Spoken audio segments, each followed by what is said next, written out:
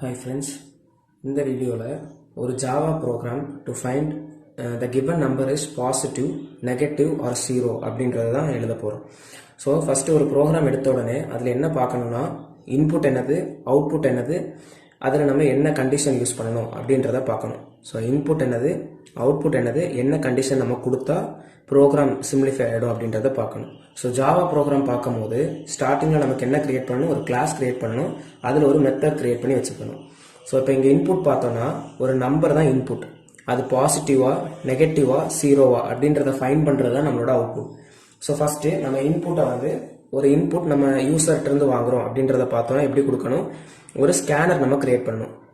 அப்போ scanner object name கொடுக்கணும், நான் எஸ்சின்னு கொடுக்குறேன், equal to new scanner of system dot in. இதுதான் நம்ம இன்புட் எழுதுறதுக்கு ஒரு ஸ்கேனர் கிரியேட் பண்ணக்கூடிய statement.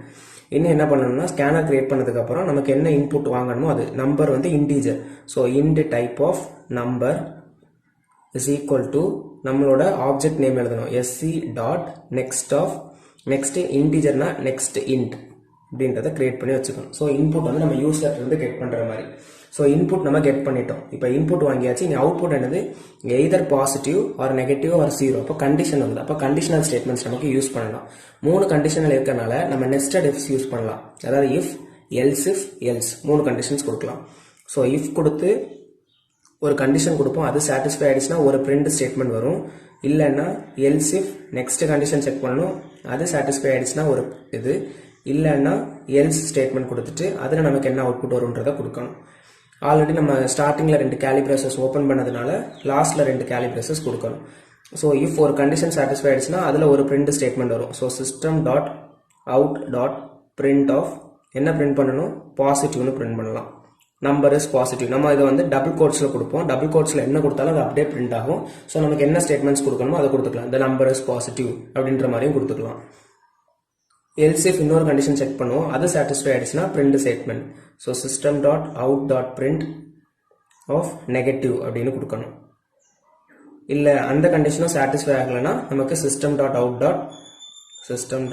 Dot print of zero அப்படின்றது மாதிரி கொடுத்துக்கலாம்.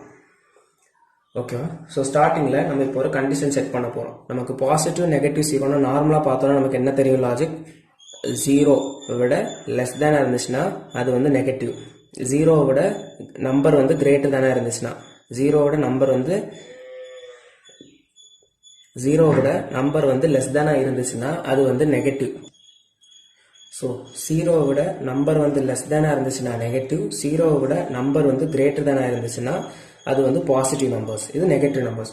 அப்போ நம்ம எடுக்கக்கூடிய இன்புட் வந்து என்னது, நம்பர்.